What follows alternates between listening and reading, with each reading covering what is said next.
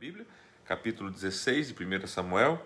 Para nós estarmos, são acho que 23 versículos só, é bem rapidinho. E deixa eu só abrir a minha aqui, né, gente, que eu fico falando de vocês. E a minha aqui, pronto. Aqui, Samuel unge Davi, exatamente. Tá? Então, capítulo 16, acompanhe conosco aí. Vamos lá, pastor? O Senhor disse a Samuel: até quando você irá se entristecer por causa de Saul?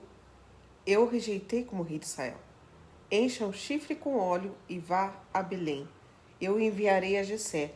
Escolhi um de seus filhos para fazê-lo rei. Samuel, porém, disse: como poderei ir? Saul saberá disto e me matará. O Senhor disse: leve um novilho com você e diga que foi sacrificar ao Senhor. Convide Jessé para o sacrifício e eu mostrarei a você o que fazer. Você irá ungir para mim aquele que eu indicar. Então, gente, aqui Deus então manda ele separar, ungir, né, o que seria o novo rei, porque ele rejeitou, né, Saul. Há uma preocupação da parte do profeta, que era justamente como ele iria fazer isso, né, sem que fosse morto. Porque, querido, aqui nada mais é do que uma transição, né, do reino. Né? A gente poderia dizer assim, uma transição política, assim como hoje não é muito diferente, né? A pessoa não quer sair do poder. Saul estava no poder, ele não ia querer sair do poder. Então o que Samuel está dizendo para Deus é o seguinte: olha, a hora que ele souber que eu estou indo, né, consagrar, ungir um novo rei, ele vai me matar, eleger um novo governante, ele vai me mandar me matar. Então aqui a gente vê algo, irmãos, que é muito interessante, porque a gente vê Deus, até se você for vendo assim, Deus se colocando quase como um homem, né? Porque Deus é soberano. Deus podia falar: não, vai, pronto, eu pisco o dedo e mando, né, Saul para o mundo do pé junto e pronto, né? Mas não, você vê Deus fazendo o quê? Deus falando assim: não, a estratégia é a seguinte: você vai pegar um animal, né, um novilho, você vai convidar a família de Jessé e diga que foi sacrificar ao diga Senhor. que, né? Mas aqui, Deus mentiu? Não, gente, ele levou mesmo para sacrificar, ele foi fazer um sacrifício mesmo, né? Opa, né? Damos uma pausazinha, porque deu uma travada aí na tua tela, né? Mas não perdeu nada, não, que nós estamos voltando, ok? Então, como nós estávamos dizendo, então, Deus então dá um plano, uma estratégia para ele, que era sacrificar. Convida Jessé para o sacrifício. E os seus filhos, e ali você então unge, né, aquele que vai ser o futuro rei. Observe que Deus não fala quem ia ser essa pessoa, quais dos filhos, nada. Deus simplesmente fala assim: na casa de Jessé e em Belém. E a estratégia você vai dizer que vai sacrificar. Convida para o sacrifício. Convida para o sacrifício, ok? Samuel fez o que o Senhor disse. Quando chegou a Belém, as autoridades da cidade foram encontrar-se com ele, tremendo de medo, e perguntaram: vens em paz? Respondeu Samuel: sim, venho em paz. Vim sacrificar ao Senhor. Consagre-se e venha ao sacrifício comigo. Então ele consagrou Jessé e os filhos dele e os convidou para o sacrifício. Quando chegaram, Samuel viu Eliabe e pensou: com certeza é este que o Senhor quer ungir.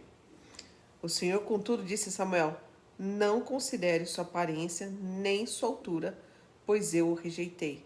O Senhor não vê como homem. O homem vê a aparência, mas o Senhor vê o coração. Então Jessé chamou Abinadab e o levou a Samuel. Ele, porém, disse: o Senhor também não escolheu este. Em seguida, Jessé levou Samá a Samuel, mas este disse: também não foi este que o Senhor escolheu. Jessé levou a Samuel 7 de seus filhos, mas Samuel lhe disse: o Senhor não escolheu nenhum destes. Então perguntou a Jessé: esses são todos os filhos que você tem? Jessé respondeu: ainda tenho o caçula, mas ele está cuidando das ovelhas. Samuel disse: traga-o aqui. Não nos sentaremos para comer enquanto ele não chegar. Jessé mandou chamá-lo e ele veio. Ele era ruivo, de belos olhos e boa aparência. Então o Senhor disse a Samuel: é este, levante-se e unja. Samuel apanhou o chifre cheio de óleo e ungiu na presença de seus irmãos, e a partir daquele dia o Espírito do Senhor apoderou-se de Davi, e Samuel voltou para Ramá. Ok, então aqui, é importante a gente pontuar o verso 7, porque ele fala que, então o Senhor fala a Samuel: não considere sua aparência, né, nem sua altura, pois eu rejeitei. O Senhor não vê como homem, o homem vê a aparência, mas o Senhor vê o coração. Então essa última parte, que o homem vê a aparência, Deus está resumindo, né, o nosso comportamento e o dele. O homem, ele se move pelo que vê, né? Ele vê a aparência, ele vê a altura, ele vê a condição financeira, ele vê, e aí ele conclui, ele faz as suas conclusões. Eu não, eu olho o coração. E o que significa olho o coração? Eu olho o interno, eu olho o que está por dentro, eu olho as intenções do coração. O coração são as intenções humanas. Então não é a aparência, não é o que está por fora, não é aquilo que pode ser visível exteriormente. Então você vê que Deus rejeita, né, o Eliabe, o Samá, o Aminadab, né, que tinham aspectos exteriores, né? Não é esse. O próprio Samuel, ele é confundido. O próprio profeta, né, ele chega a pensar, não, com certeza deve ser um desses. Olha aqueles filhos, né, devia ser alto, bonito, né, pomposo, né? Então até o próprio Samuel, a gente vê que o próprio profeta, ele, né, tá equivocado. Deus fala, não é nenhum desses. E a gente vê o quê? Daí no finalzinho aqui, a gente vê, quando ele fala assim, não tem mais ninguém? Não, tem mais um lá que você veja que não foi nem contado, que não foi nem chamado para estar entre os filhos. Né? O Jessé falou assim, tem, tá o caçula, né, o mais novo, ele está lá trabalhando, está cuidando das ovelhas. E talvez a pergunta aqui assim, por que o mais novo está trabalhando? Por que ele não foi chamado, né? Por que ele não foi chamado? Né? Por que os outros foram? Né? Será que Jessé sabia para que tinha que reunir a família? Ele sabia que ia ser ungido o novo rei de Israel? Né? Não, gente, ele sabia que ele tinha uma palavra do profeta que era para vir sacrificar com ele, né? E chamar os filhos, quer dizer, ele não chama Davi. Tá? Então, assim, são perguntas que ficam assim no ar, sem respostas. Né? E aqui ele vai apresentando um por um dos filhos, né? Diante de Samuel. E passo 7, fala que passo 7. Por que ele não apresenta Davi? Por que Davi não é considerado filho? Né? Então aqui você não vai encontrar no texto essa resposta, né? Mas você vai encontrar isso depois em algumas histórias, né? Rabínicas, algumas histórias de alguns anciões de Israel, né? Que possivelmente Davi, então, ele não era contado como um dos filhos, né, de Jessé e da esposa de Jessé, porque seria um filho de Jessé com uma moabita, né? Ou seja, uma relação extraconjugal. Jessé seria um filho Davi seria um filho bastardo. Por isso que fala da característica dele, que era ruivo, baixinho, uma característica diferente dos demais. Ou seja, não era parecido. Por isso que não era chamado para sentar à mesa junto. E o Samuel falou assim, vamos esperar ele sentar à mesa. Agora, que culpa Davi tinha de tudo isso, né? Ok? Então, mas fica aqui então as lições de que Deus não vê como o homem vê. O homem sempre está vendo o exterior, o visível. Deus sempre está vendo o interior, o que não se vê com os olhos comuns ou normais. E as pessoas, elas se impressionam com a aparência, né? Elas se impressionam com aquilo que elas veem, né? O Espírito do Senhor se retirou de Saul, e um espírito maligno, vindo da parte do Senhor, o atormentava. Os oficiais de Saul lhe disseram, há um espírito maligno mandado por Deus te atormentando. Que o nosso soberano mande estes seus servos procurar um homem que saiba tocar harpa. Quando o espírito maligno vindo da parte de Deus se apoderar de ti, o homem tocará harpa e tu te sentirás melhor.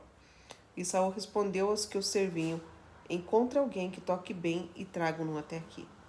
Um dos oficiais respondeu, conheço o filho de Jessé de Belém que sabe tocar harpa.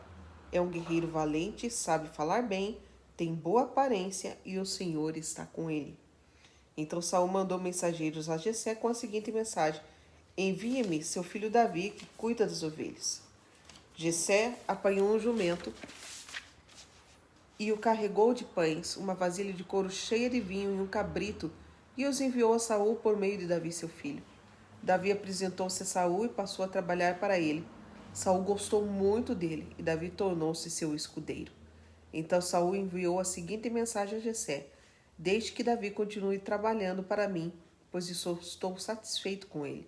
Sempre que o espírito mandado por Deus se apoderava de Saul, Davi apanhava sua harpa e tocava. Então Saul sentia alívio e melhorava, e o espírito maligno o deixava. Então aqui a gente vê uma história que é um pano de frente e a gente consegue ver um pano de fundo. Por quê? Qual o pano de frente que a gente vê, né? A gente vê a palavra do Senhor falando que Deus envia um espírito para atormentar o rei Saul, né? E que nesse momento, então, alguém aconselha ele, fala, você precisa de alguém que toque bem, né? Que toque para você poder ficar mais tranquilo, mais calmo, né? Para que você seja aí, né? Deixe de ser atormentado quando esse espírito, né? Que vier atormentar você, né? Estiver em você. Detalhe, fala que esse espírito vem da parte de Deus, e é estranho a gente ver isso, porque a gente está acostumado, né? De espírito maligno vem da parte do diabo, né? E aqui fica bem claro que assim, Deus ele é soberano, querido. Ele está no controle de todas as coisas. Tudo. Por isso que a gente... Aqui mostra a submissão até dos poderes malignos diante de Deus. Eu não sei aonde foi, que caminhão que foi que a gente perdeu, né? Que a gente caiu, né? Que curva que a gente caiu desse caminhãozinho, que a gente acha às vezes que Satanás e os demônios têm alguma possibilidade, alguma chance até de competir com Deus, não. Né? Então, assim, é óbvio que eles têm a função deles, que é matar, roubar e destruir. E lembrando que aqui não é a primeira vez que acontece esse tipo de situação. Há um outro texto na Bíblia em que também que fala de um espírito de confusão que é permitido, que Deus permite que um espírito de confusão se instaure para confundir ele rei, se eu não me engano. Exatamente. Tá? Então, queridos, você vê assim que... Qual que é o pano de fundo? Porque assim, Davi, como Deus vai fazer? Porque assim, Deus manda ungir alguém, rei, e tá rei, amém, tá rei. Não, você vê que Deus, ele unge Davi, mas Davi, ele não é imediatamente, né, empossado como rei. Você vê que Deus traz ele para o palácio e começa trazendo ele para servir ao atual rei de Israel, Saul. De que forma? Aliviando a dor dele. Então observe que às vezes não, o processo que Deus está usando aqui para colocar Davi, né, no trono, tá? Davi começa servindo o atual rei, se submetendo àquele perturbado de alma, né? Ele é um perturbado, dele, né? Sendo um escudeiro, ajudando essa pessoa, servindo, que é a função de todos nós. Nós devemos servir os perturbados de alma. Você quer ser rei e sacerdote? Deus, né, nos chama para sermos reis e sacerdotes. Esteja disposto, então, a servir os perturbados de alma, gente.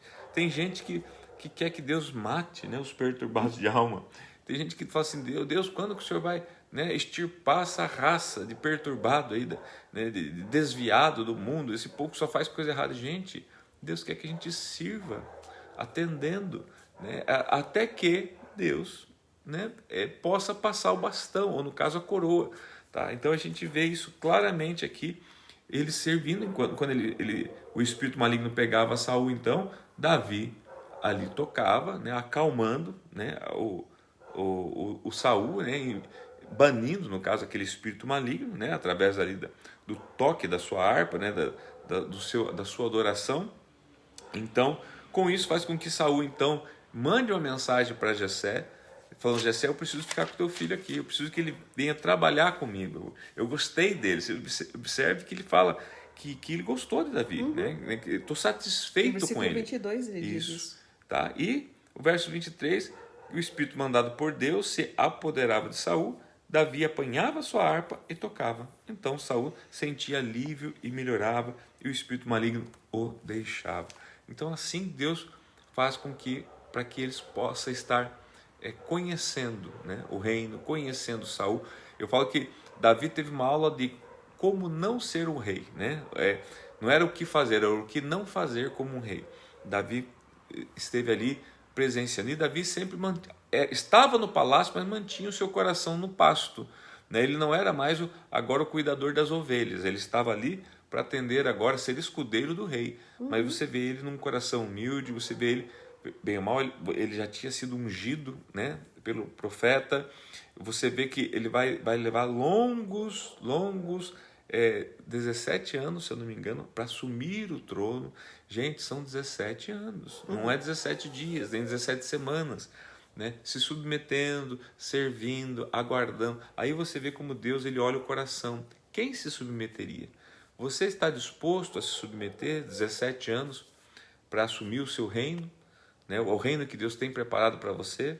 Você está disposto a servir, né, aquele que tem tentado te matar? Porque Saul algumas vezes tentou matar Davi, né? Você está disposto a servir o seu esposo, a sua esposa, o seu vizinho, a sua vizinha, aquele que fala mal de você, tá? Você já é alguém escolhido por Deus. Lembrando que quando Davi foi ungido, a Bíblia fala assim que o Espírito do Senhor se apoderou dele.